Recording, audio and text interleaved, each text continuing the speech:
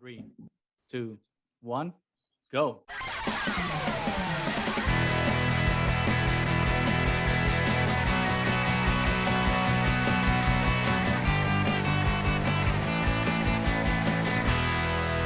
Welcome back, everybody, to the Triad of the Forest podcast, a podcast from 3 Puerto Rican friends coming together to do deep dives into Star Wars and other nerd-related media.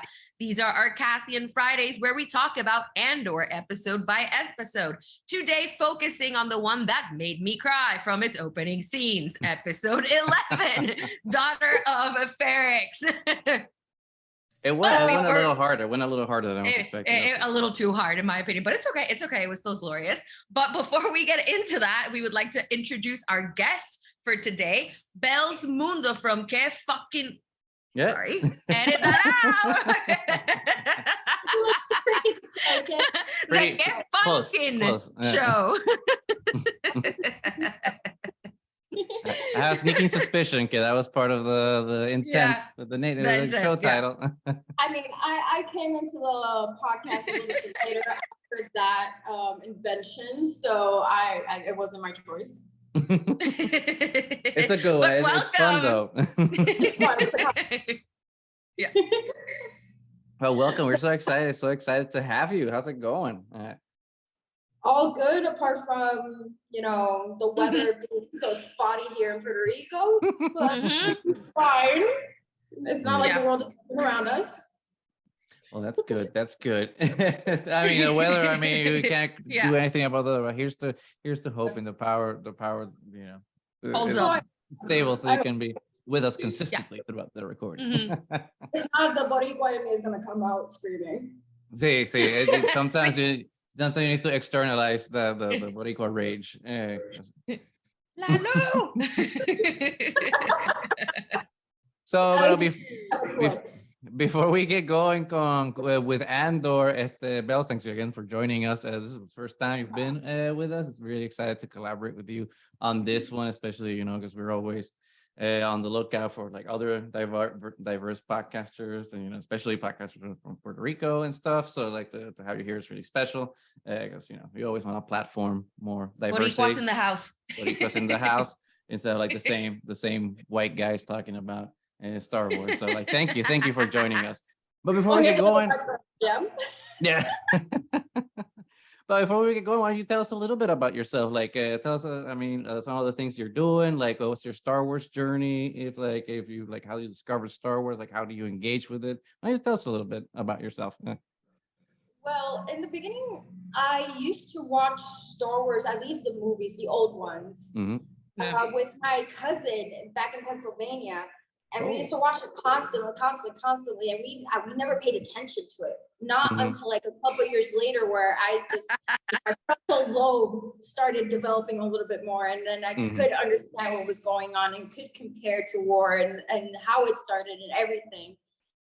And I started loving it so much that I started reading about it. I started reading the books, the comics, and all that stuff. And then when they kept adding and filling up all that lore that was missing, Clone Wars, Rebels, Andor, Tales of the Jedi, with everything else, it's just I guess internalized a lot more into me, to a point where I am a encyclopedia of it.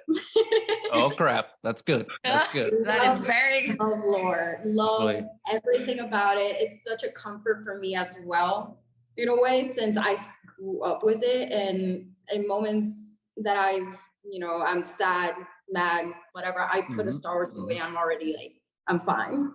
I'm happy. I'm in my moment. Yes. That's so awesome to hear, because Star Wars is definitely like a media for comfort, I think, for a lot of us, that it does resonate in so many different ways, especially now with Andor. We have like this show that like is so completely different from everything we've seen before. I don't know if this would be like a comfort show that to watch when we're feeling down. Not with this last episode. Not with this last episode, that's for sure. No. But how have you been enjoying Andor so far, though? So going in, I had low expectations because, well, we already knew that Cassian, spoiler alert for anybody, which is weird if you haven't seen Rogue One. At this point, yeah. And this is going to be a short series until that point where Rogue One starts. But going in with that low expectation, I am pleasantly surprised with the trauma, with the backstory in Cassian, which it was unexpected to me. Yeah. That he comes from a whole, well, the accent tells you otherwise, but he comes from a whole other empire, as always, doing this thing. But the action of itself also kind of caught me because it's out of the norm in Star Wars. Because it's not, let's say, a lightsaber battle or a blaster battle. This is more of a like fisticuff situation, and it's really good. And then you see the deaths and how swift this guy is with a gun. That you kind of question his moves at every second, every moment, especially when he was incarcerated in a way.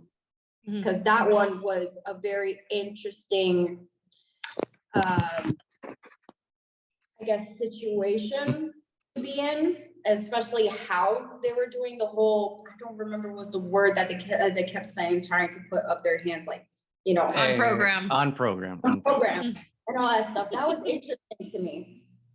But it's so good, and it's something that I think I would recommend everybody to watch for sure. Yeah.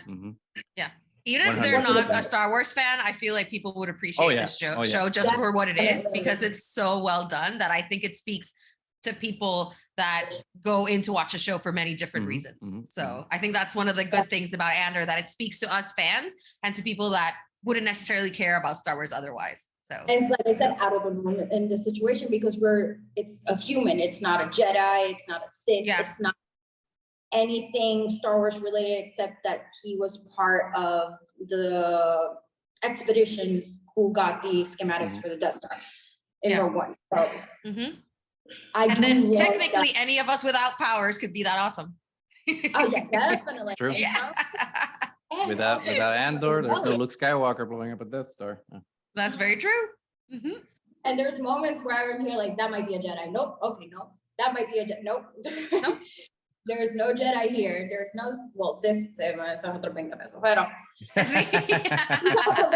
because it's the whole, also having that side of the Empire, seeing that side of the Empire, how they all work and the mechanics out of it also was very refreshing.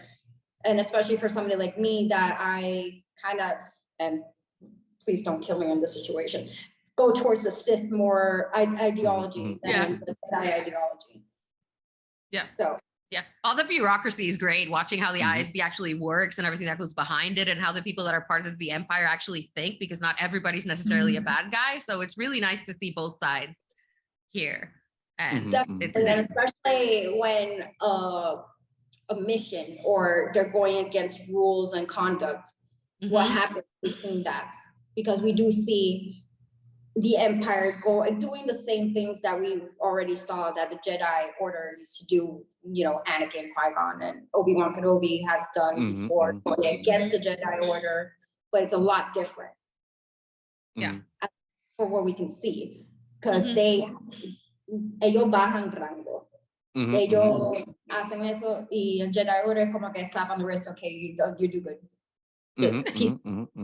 Yeah. So it was very interesting to see that side as well. It's such a well-constructed series, and I can't wait for the last episode, to be honest, because it's setting up to a point where it's going to be such a epic battle. Yep. And I think that's the interesting thing, though, porque I remember when like the show started and that first arc was over and like Cassian leaves Ferrix, everyone's just like, wait, are we gonna go back to Ferrix? Are we gonna see Marva? Are we gonna see Bix again? Or it's like the story just moving away from that. And it's so satisfying to see that the show is kind of like going full circle. And we're not just like going back to Ferrix, we're ending in Ferrix and kind of like tying and up kind of bringing out all the characters, because it looks like everybody's gonna be there, and it sounds like it's just a kettle about to pop. And I know. Which is going to be insane. Twist every turn as well, because you don't know what's going to happen. Right. All you know is that he's going back. And of course, everybody knows he's going to go back because it was his mother, you know? Yeah. And Cassian is the only one for sure that we know is going to survive all of this. Cassian and Mon Mothma. That's it. So I have an issue with Mon Mothma, but I know this is like the beginning of her La Trayectoria and her being such a badass at the tail end of her life. But oh my God, the things, the choices, and the family dynamic was a little bit cringy to me. Share. Which is a credit, a credit to Genevieve O'Reilly. Like, she's been acting the hell out of this role, and like especially on this episode, she's done such a phenomenal job. Like, you can see like all the anguish and the internal struggle, right, that she has about it. The husband and the wife alone is insane. The way that she hides everything is insane. El movimiento de dinero, because of course politics also has to do with freaking money, and the empire is always money hungry. And having that trauma and still not knowing what the hell is going on with the daughter. Because I'm still kind of confused with her. That is a very open-ended case for me. But we already established, or they already established, that this is going to be the beginning of the rebellion. It's going to be the beginning of various arcs and various character developments. So Mothma is one of them. So let's talk about that, because we already have that setup that she's already considering, you know, using her daughter as a pawn in this game, and, you know, promising her out to this gangster dude so he can help with the money issues that she's having. So do we think she's actually going to go through with it? I don't think so. To be honest, I don't think so, because there's moments in those scenes that you can see that I don't know if to do it. It's like you're breaking a trust and a relationship with your daughter in order to, I guess, feed into this rebellion. It's such a fine line. Es una espada de doble filo para ella. Right. So we can see it going both ways, but for me, having, you know, that motherly instinct, if she does, because sometimes there's moments where you think, okay, she might not have that motherly instinct, and that's just her political side. But it's gonna kick in. It's going to kick in, and she's gonna be, you know, having cold feet at the end. Like, I don't want to use my daughter. Yeah, well, she clearly cares about her daughter. It's just, it's a complicated relationship. So we can really tell, especially in this one, when she's talking to her cousin Vel, how she starts to almost break down in tears because she knows how much in trouble she's in right now. And the fact that she is even considering doing this to her daughter almost breaks her down. But I'm going to be the dissenting opinion here. And I think she's actually going to go through with it. You think so? I think so. And I think, well, one, I think it was very important that they showed that Lita is kind of into the whole thing. Because she was, you know, doing this kind of prayer group with all the girls, and they're talking about all these conservative ideals. And when Vel sees it, she's like, what is this? Don't tell me you're making her do this. And she's like, no, it wasn't me. It was her. She likes it. She's the one that found the priestess. She's the one that's doing all this. So I think it's important that she kind of wants to go through with it. So that might make my mama think that it's not as bad as it seems. But having her gone through with it, and having Vel, you know, have to hide her queerness because of this culture that they were brought into, and trying to, you know, spare her daughter from this. Maybe the fact that Lita likes it will try to push her towards the end. And I think it speaks a lot also to what that previous episode was all about, sacrifice. And at this point, Mon Mothma hasn't necessarily personally sacrificed anything yet. So not yet, but not yet. So she's thinking. The setup is already saying that she's going to sacrifice a lot out of her.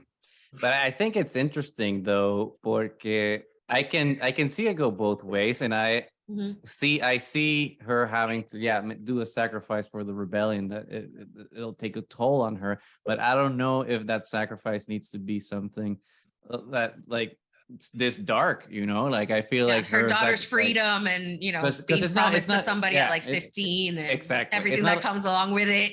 It's not her betrothing herself, or like her, you know, killing some random person for the rebellion, you know. It's like her actually like sacrificing her daughter. Yeah. I'm which not is saying like, it's a good dark. thing. I'm thinking that it could happen, and that'll shine us dark light on Mon Mothma that is really unexpected because she's always been this hero like that we've placed on this pedestal. balanza, and now we would see kind of that image crashing down a little bit, which maybe makes her more interesting. Who knows? But it's up there. We'll see what happens next episode and next season. Development, and at least for me, it's like we already know a lot about Mothma before seeing this beginning of her, so we know that at the end of it will be more of her character development. But I do get your point in a way that she might end up actually going through with it because it's how I forgot this guy's name again, how he says that we have to sacrifice so much for the rebellion. Luthen access. Because he's already in a dark path. Like he's so committed that he knows he's damned no matter what he does. Especially when you associate with Saw Gerrera, which we know how Saw Gerrera's views are. Which is why I think that like she's gonna go back on her deal. I mean, we don't know if she's gone through with the deal yet. To it, but that's why I think that she might not, because that's what makes her different from Luthen. Luthen's whole arc in the last episode was to kind of prove that he has corrupted his goodness in service of like this greater good, and that's why he can't be the leader of the rebellion. He can't go into and see. He can't be in the light. Right. He can never do that. And but Mon Mothma, we know that she does. So like there still has to be some purity in terms of like how she's running her business. That should be opposed to Luthen's ethics, so that she can still be the lady clad in white, the pure leader of the rebellion. And sticking to her morals more so than some of the other characters. Exactly. And de por sí, it's basically comparing yourself to the Empire. How much how much this rebellion will be compared to the Empire. If we use the same methods. Exactly. I use the tools of my enemy. I'm going back to Saw Gerrera over here, but well, let's do that. Let's go to Saw Gerrera and having that conversation with Luthen, because at first, when they first presented the whole scheme with Krieger and everything, Saw Gerrera was all about, I work on my own. I don't want anything to do with this. And now that we know from Luthen's side that the whole thing is going to be a setup because he doesn't want to lose his mole, he goes to see Saw, and Saw is like, now he's all for it. So that conversation was incredibly well acted and really intense. And I think at the end of the day, it made Saw Gerrera trust Luthen more. But that's my opinion. What did you guys think about it? Let's start with you, Bells. For me, at least, it shows how easily influenced Saw Gerrera can get in a way, especially how smooth talking Luthen is. You know what I mean? And oh my God, it's hard for me because you're sacrificing so many people for the greater good. But how is that going to look for the rebellion? And Saw Gerrera always had that view, is like, go big or go home, like straight, let's do it de cabeza. He never cared about how many people he sacrificed ever. He never cared. He never cared. That's why he's such a loved and such a hated character in this. At the same time. And trust me, when I saw him, I'm like, oh God, this is gonna get good. But that whole conversation was so well thought out as well. It's hard to pick a side. That's how good it was. It's hard to say, like, should they sacrifice these people for the rebellion, or should they not? Well, is there a better way of doing this? But it's basically the trolley problem, right? So it's like, oh, do I change the tracks to only kill one person, or do I let the train keep going to kill all 5 people? Type of crap. So they're stuck in a rock and a hard place. And you can see like the value to both arguments too, which makes it even harder to say, oh, you're the bad guy and you're the bad guy, because you can see where their motivations are coming from. But what did you think, Gus? Yeah, I thought it was really, really clever, because it still keeps framing like the differences between like all these characters and how their morals and ethics come into play in terms of like how they approach the problem of rebellion. I guess it's just like, how are we how are we going to be rebels and in service to what? And I think the really interesting thing about Saw is that he's committed to the cause of defeating an enemy, but he does it from a purely selfish standpoint. He does it from like a vendetta, almost like a vengeance. So like it's all about self-interest, which I think was the really interesting thing about how they framed him wanting to support now Anto Krieger, because it's like, okay, well, now it actually benefits me. You saw the flip side of it. Yeah. It benefits me, and so I want to participate, but only so I can get what I need from it. I'm not going to take orders from anyone else. I'm not actually going to be a team player. It's like, no, it's about me and my goals that I can extract from this. And but then that's what I said about the whole easily influence. Like Saw Gerrera was easily manipulated by Luthen enough for him to go on his side. Because he was gung ho for not doing it. The man Sinox, slow and stupid. Which kudos to Forrest Whitaker. Those two scenes, he acted the hell out of it. Like what? Everyone's been acting incredibly, but like Forrest Whitaker just like ate those scenes up. So good. But then you could contrast that to like Luthen's approach, and Luthen is still on the dark side of this, right? And he's admit as much, but like he's into the bigger pictures. It's like, I'm like doing all these terrible things, but like it's about the end goal to like benefit like everybody. I want like this whole rebellion thing to help everybody. It's not about my self-interests. I'm destroying myself for this. So it's still from a dark place, but with an ultimate good, ultimate good goal, I guess. But that whole scene, and then he's blaming Two Tubes as the mole that he has here, which we know like Two Tubes is like Saw Gerrera's like right-hand person. Well, because it's so masterfully done, because he plays into Saw's paranoias and uses that paranoia against him. So, I mean, Luthen is so masterful at it. And then him admitting the truth that he's basically setting up Krieger makes him look like an extremist, which Saw Gerrera can understand. So he basically just got Saw on his side almost completely with this conversation. So it's kind of insane. So it's well planned out. I can't with how Luthen thinks and how well planned out everything that he says. I know. It's so fríamente calculado. I mean, everything he's got it down. Tú piensas que eres parte del Empire. Yeah. He's always like 5 steps ahead of everybody else. Playing fourth dimensional chess. True. It's true. Oh my God.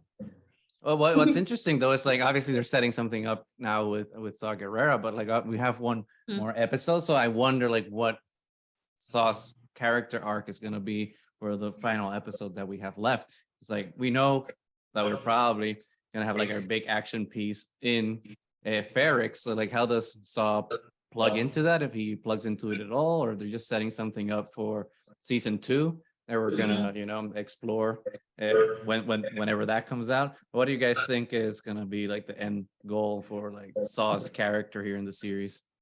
I'm pretty sure that there's something gonna be in season 2 for him, because in this episode they're leading towards more what's gonna happen to Cassian and the fight, and he just found out that his mother died, and that was difficult to hear. And in my head I was like, don't say it, what's gonna happen when you say it, he's gonna come, like this is an obvious thing. Don't do it. And it's definitely a trap card. It's a trap. 100%. I feel like this last episode is going to be more for Cassian than more Cassian oriented than anything.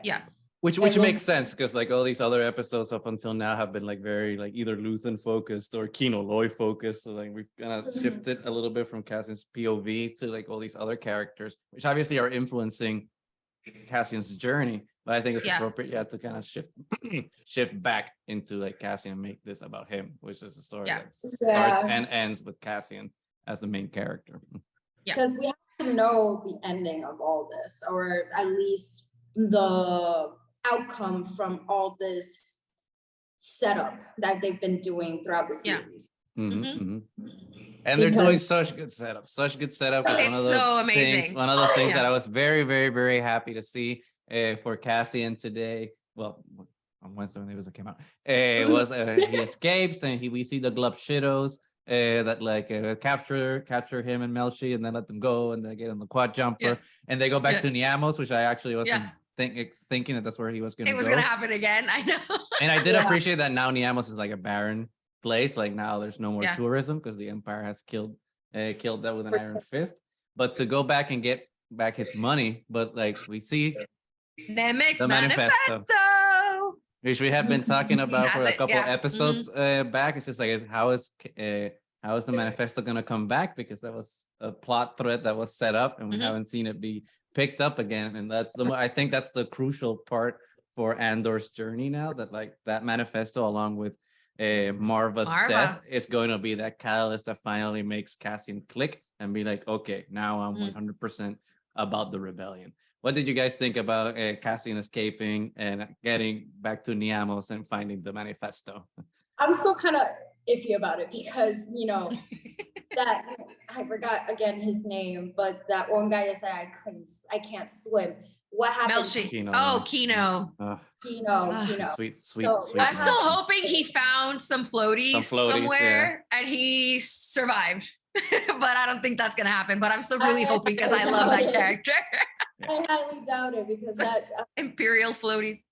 They have to have them, the whole breakout, that was, I don't know about you guys, pero como que me infló el pecho escuchar todo eso. Porque te estaba empujando, you're pushing this guy to, you know, speak out, let everybody know. And this is literally how the rebellion started in all of it. This is how it's going to be started. Let's say foreshadowing almost. But at the end of it, and when everybody escaped except for him, the person that they know how to pull strings too. It's not just the fighting, it's not just the history and the war and everything. It's the pulling of the strings, it's the heartbreaks. Those mini crying so hard. I just hope they show us some clip or something in the next episode. Something, please, because they can't leave us like this. I'm just afraid because if they do show something, it might be just like his body floating in the water. It's like, no, dude's dead, and I can't handle that. See that. I don't want to see that. So I rather just have my head canon. It's like, no, he survived. He's got some floaties. He made it, and now he's like retired. And he's like, he went full Shawshank Redemption. He went to an island, found his best friend from another prison. It's just like chilling, having a good time. That's it. I hope so. By the way, I have to credit the Imperial floaties to a comment yesterday. I was talking to Father Son Galaxy about this episode, and somebody was saying that it had to be like Imperial floaties. So I need to credit that from somebody that was commenting. They have to have them. Oh man, but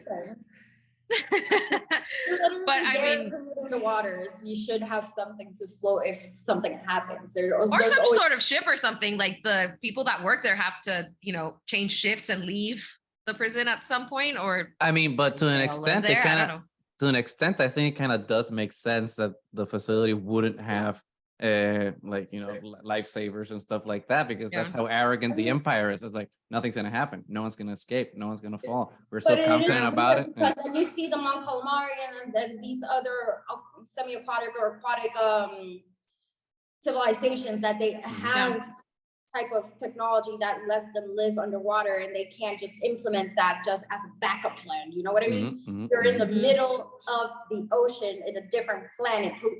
And mind you, because I keep remembering these two aliens talking about you're polluting the water. You're polluting the water.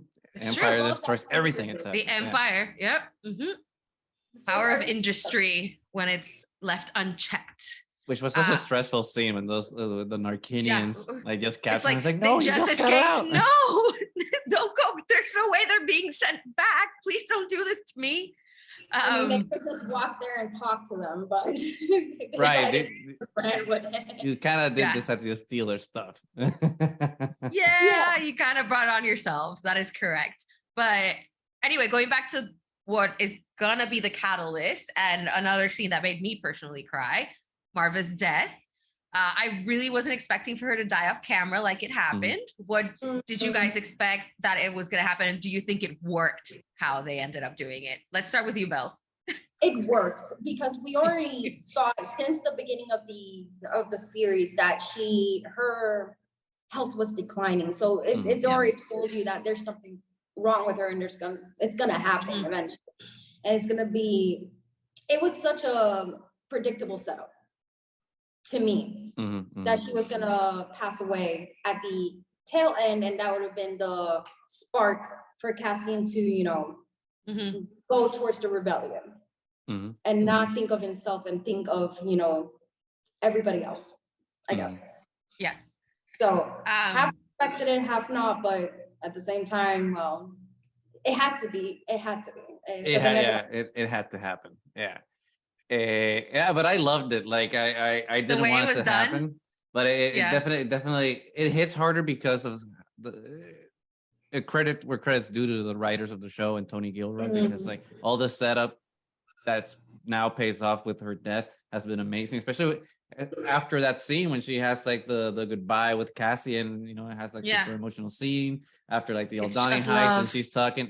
Oh my God, don't say that because I'm gonna cry again. And then she's just like talking about how she's re-inspired to like, fight against the Empire in whatever way she can. Then next episode or a couple of episodes after that, she's sick. Then we know that she failed trying to like open the tunnel, which I'm pretty sure that's gonna come into play in the final episode somehow. But we see, and then you're like, no, she's so nice, and she, and she's doing what she wants to do. It's like make her live. So that's why like how this episode just starts and with B2 Emo, which like, oh my God, B2 Emo because just it like starts from B2 Emo's robot perspective, crying. and and it hits so hard because I was not expecting her to die off camera.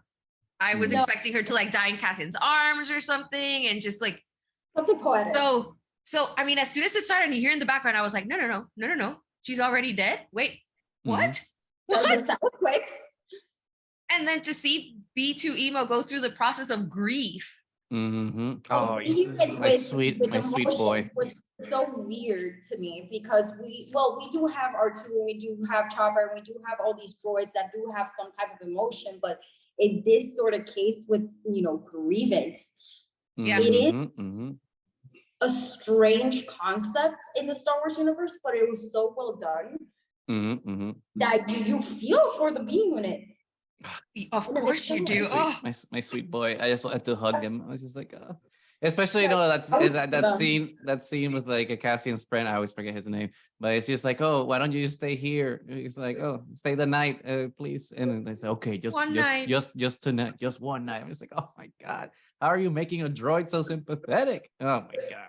Well, because it's not only about, B2 going through all this grief, but the fact that all the humans around B2 understand it, because B2 wasn't just a droid, he was a part of the family. As so many of these droids that we've seen before are part of the family, but we've seen it so much more with B2 because there's something very sympathetic about him in that, he has that stutter in how he works, and he has to like constantly charge, and he always craves attention and tries to be helpful. And I don't know, it hit really hard. And then to see, all the villagers outside of Marva's apartment just, in silence and waiting for it to happen. And we knew that she had started the spark again of the daughters of Ferrix. So I think that is going to play a part towards the end, because now emotions are running high. And I think Deidre's idea of like keeping everything small, tight, contained is going to backfire, because now it's just like a tinderbox waiting to explode. And with everybody possibly coming in, are we thinking almost everybody's going to show up? Because I do, but I could be wrong. Everyone, except Mon Dinta, Vel, Luthen. Everybody. And somehow and then Farrell, Luke Skywalker shows up too. No, don't do lightsabers at the end of this one. Grogu shows up. No.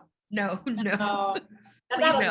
Boba Fett and the Mandalorian show up too for the final, team up. Bo-Katan, everyone shows up. Yeah. I really don't want any lightsabers in the finale here. No, I feel like this should stay true to its, but it's been so far. Yeah, because it's such a breath of fresh air. Yeah, sort of. Yeah, it is a breath of fresh air to see Star Wars series that doesn't have to do with Jedi or the Sith. Yeah. It has to do with the Empire and the Rebellion. Yeah. Doesn't have to rely on like the Trident tested tricks to get us mystical power invested. And I'm pretty sure the final episode is written by Tony Gilroy too, and he's loved to stay away from the mystical aspects of it and keep it grounded. So I think it's gonna pay off really, really well, because every single time there's been setup, it has paid off. Let's take, for example, this episode as well, which was one that at the beginning felt like a slow burn, which I've always really enjoyed, and it's been really well paced. But then what did we think about that action sequence from Luthen at the end, which was totally Star Wars?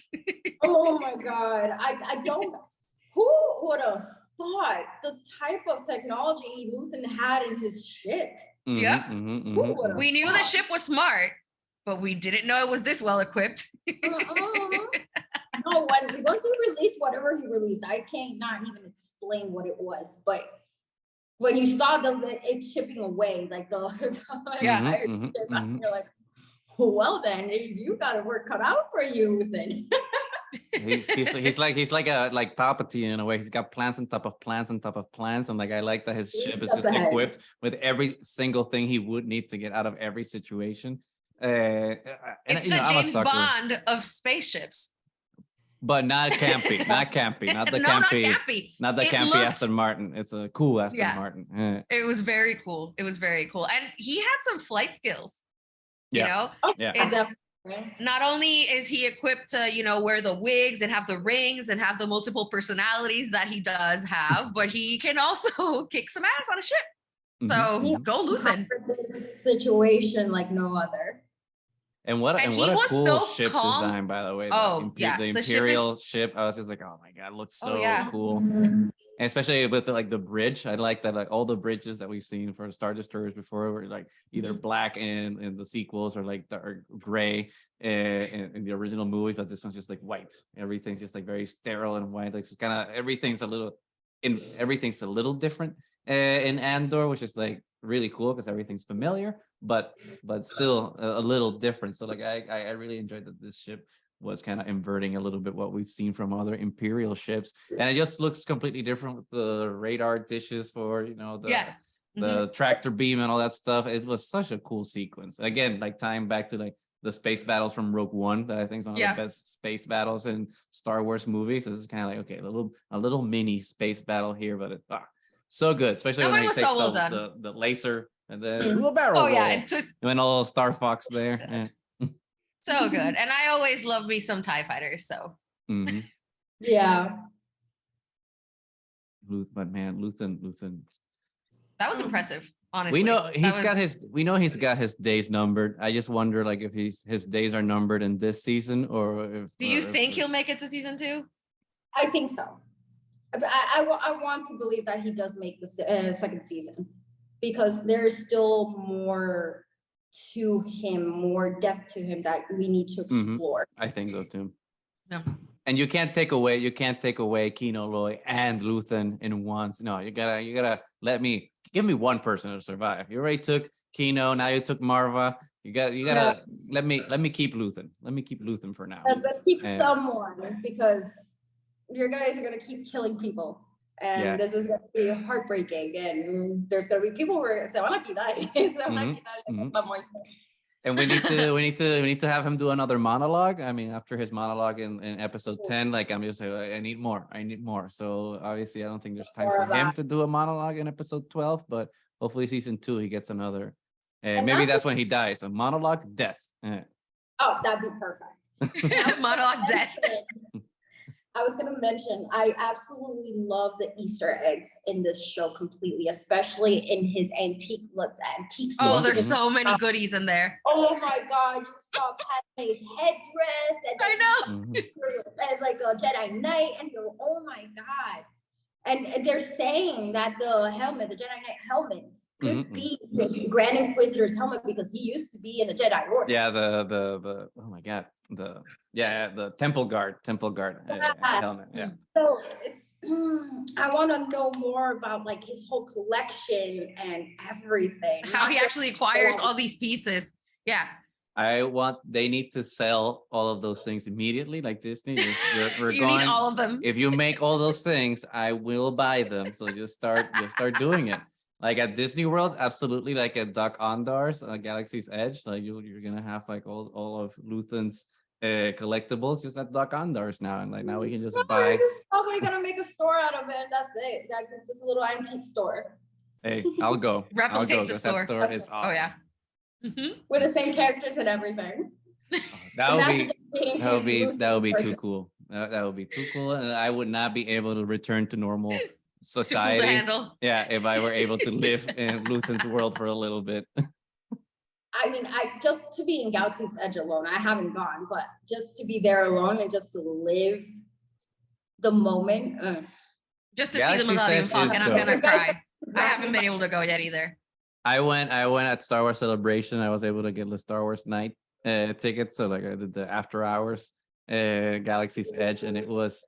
I mean, I did not enjoy myself as much as I should have because I had been standing at the convention floor all day, so my feet were killing me. So like I was like at the Galaxy's Edge, just like I want to enjoy everything, but I cannot stand anymore. I'm too tired.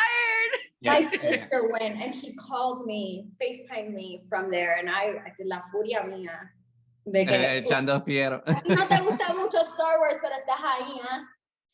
It's always the people that don't deserve it that go first. So Lucasfilm, if you're listening, which I know you are, just get us 3 tickets, and we'll happily promote it. We'll happily shill for you, and and go to Galaxy's Edge. A very good review. Lightsaber. I want to build my lightsaber. That looks like everyone says that it's an amazing experience. It's like it's $200, but everyone's just like, well, it's worth it. No, it's the whole experience is worth it to me. And building your droid as well. Come on. I went to the droid depot, but I did not build a droid. But the cool thing about the Galaxy's Edge is that you're just immersed. You're in Star Wars, period.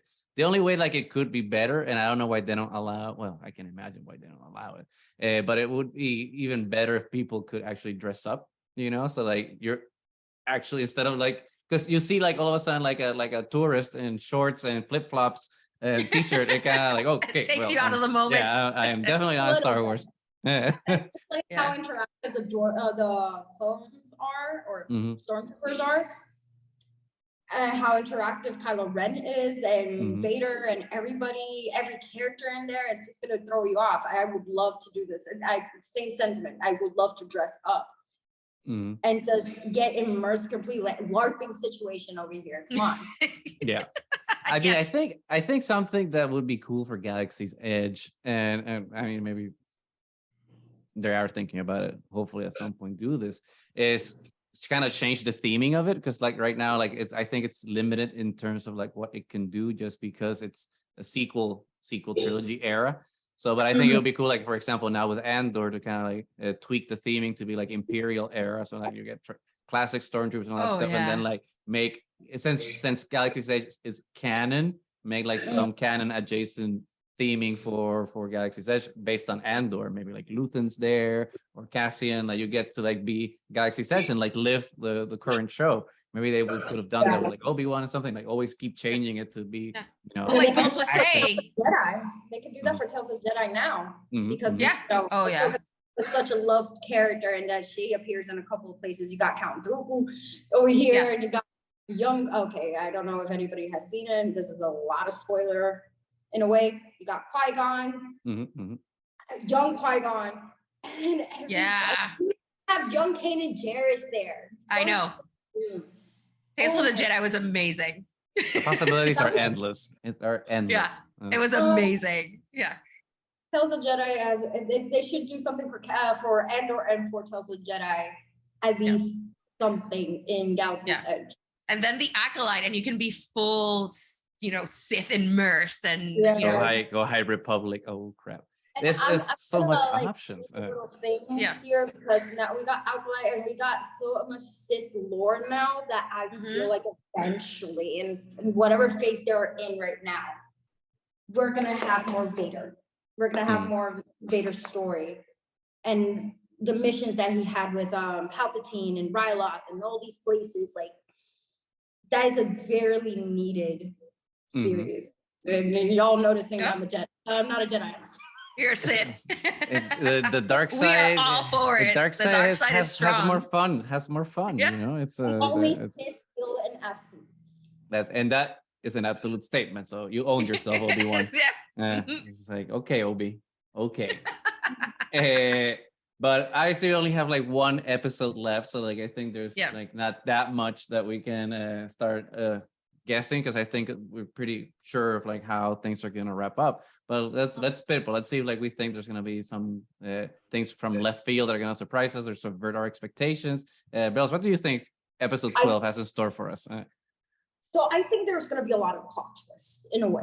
There is going to be a fight because, of course, this is already set up for him to going back to Ferrix, because he has to see his mother get buried and, you know, pay respects. And it's un vínculo que tiene a esta persona que obviamente va a llegar, le va a llegar. But I have a feeling that there's going to be a twist in the side of the Empire, or at least some people in the Empire. Because there is moments where you see some people in the Empire kind of hesitating of what they're doing. And then there's people that are like really head over heels, like this is what the Empire committed. is. Yep. But there has to be a sort of twist in the situation. It's the way it's set up, there's going to be a twist, but we don't know what it's going to be. For me, it has to be on the side of the Empire. It can't be on the side of the rebellion that we're seeing. Maybe, no sé, Saw aparece de la nada y empieza a pelear alongside Cassian. It's like Luthen in the background, go for it, let's do it. Interesting. I wonder if, like, because I thought like the Anto Krieger thing was kind of a throwaway thing. So it's like, okay, well, this is happening, but like I wasn't sure like how I was gonna start like playing into like the main storyline. So because we only have the one episode left, I wonder like if this whole Anto Krieger stuff is gonna pay off in this episode, or if it's something that's actually set up for season 2 and it's just like something that's gonna develop for afterwards. It's gonna snowball into something else, or if somehow this is gonna tie into Ferrix in some way, or if it's gonna be a 2-hour episode and there's so much crap in there that just like closes all the loops. But like I'm really interested to see like how the Anto Krieger storyline kind of closes up, because we know like we know that Dedra, Cyril, and Cassian, Vel, and Cinta are on a collision course. So like they're all and Luthen.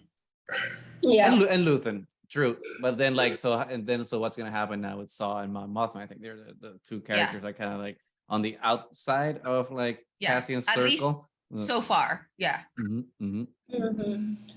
there might be the case that it's just gonna be a cliffhanger. And they're just gonna don't do that to me. Oh, please don't do that to me. But it could.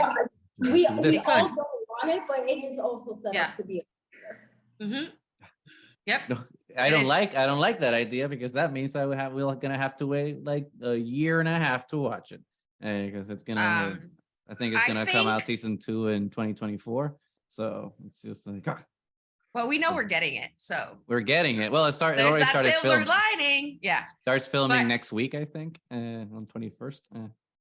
So I think we're gonna see more from Bix. Oh yeah. Who, by the way, her acting in this episode, the way she was just so broken and destroyed, and you can see the way that they're looking at her, and just the dead eyes and the makeup, and she just looks like she gained 20 pounds from one episode to the other, just because of that horrible torture that's just based on sound, which is just the creepiest thing that makes it so much worse. But you can kind of see her be there, you know, that she's not completely gone, and that she's probably not obviously trying to resist, but she might be giving snippets of information that she knew they were going to get out of her. Probably. So, and they asked her the question about, is this the person that's supposed to be Luthen? And they show a photo of Krieger, and we don't see her answer, but I was really hoping inside that she was going to say, yeah, that's him. So that nobody actually knows Luthen's identity, and the fact that she's actually still holding out, and that if they actually get to her, she isn't completely broken, that there is somewhere in there that is holding on to hope. And But I also think it's because of the strategy that the Empire takes, where it's like a no for an answer, whatever answer is the truth, or whatever non-answer is like, oh, no, that's still the truth. In this case, she has no choice but just stay quiet, because it doesn't matter what she says. They're just gonna want to do what they want to do, I guess, or escuchar lo que ellos quieren. Yeah, no, and we've talked before, they're always so confident in their methods that if everybody at this point is completely broken, they are assuming that Bix is already completely broken, which I don't think she is. So we're going to see how that, so I think we're going to see how that plays out. And hopefully it's starting to build a network for the rebellion, because now we know that he made friends with Melshi. There's probably other survivors from Narkina 5 that know about his role in it. He has the manifesto with him. So we're starting to see that Andor is not collateral, how, you know, Luthen was thinking that he's just collateral that can get back to me, that he's already establishing his own network, and allies might show up in the end that he's already made.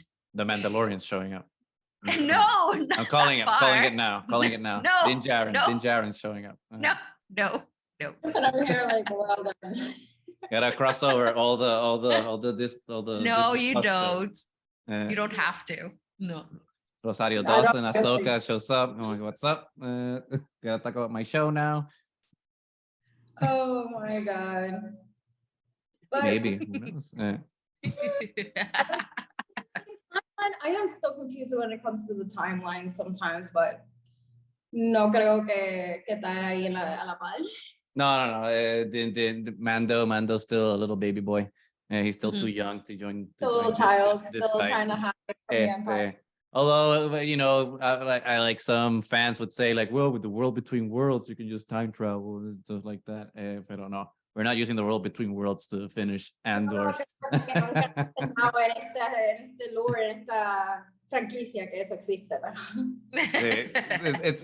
one of those story devices. Okay, we used it once and that's it, and we're never too far using it again. Unless it's for bringing back Ben Solo, and then maybe I'd be okay with that. I'd be okay with that. I'd be okay with bringing back Ben. Yeah. Just for Ben. Come on. Give Rey some companionship. Come on. Girl has been through enough. She needs. Do you guys have heard of a fan service situation? Come on.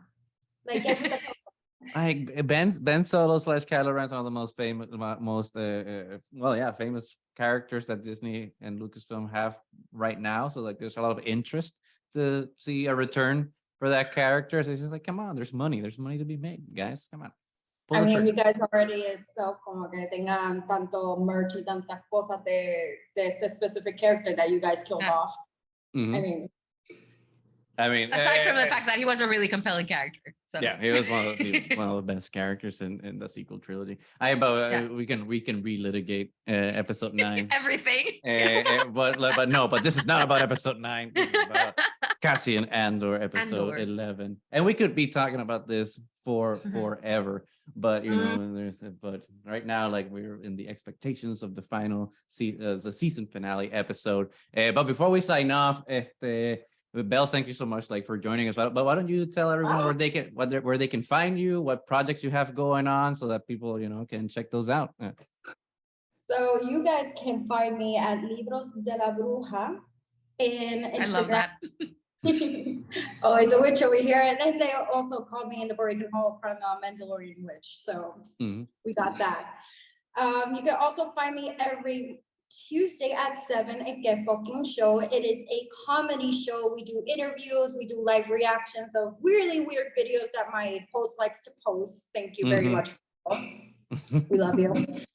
And you see my side as well, that I give news and trends and talk about serious topics. And it is a fun little time that we got over there. Next week, I think we're interviewing a director named Alejandro Orengo. So catch Very us. Cool. Very cool.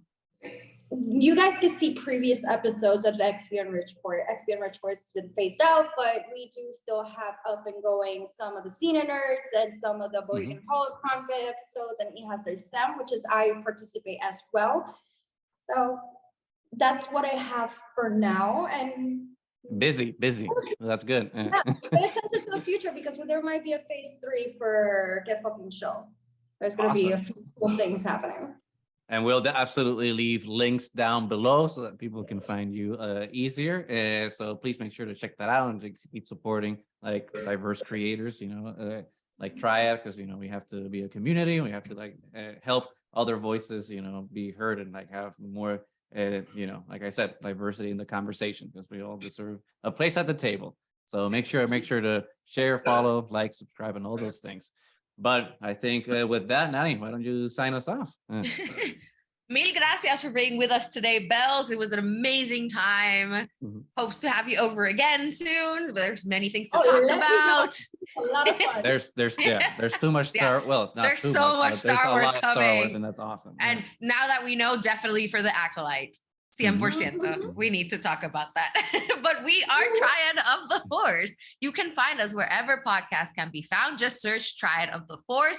We are on Twitter, YouTube, Instagram, and Facebook, I think. Unfortunately, Facebook, even though we don't post to that. Just remember, search Triad of the Force. You'll find us. Like, subscribe, leave us some comments. If you want to hear us talking about anything else, let us know because we're almost towards the end of Andor. And so... We'll need to find episode topics again. I'm going to be so sad. I'm going to miss it so much until season 2. But we still have one to go. It's going to be a good one, I'm pretty sure. So until next time, may the Force be with you.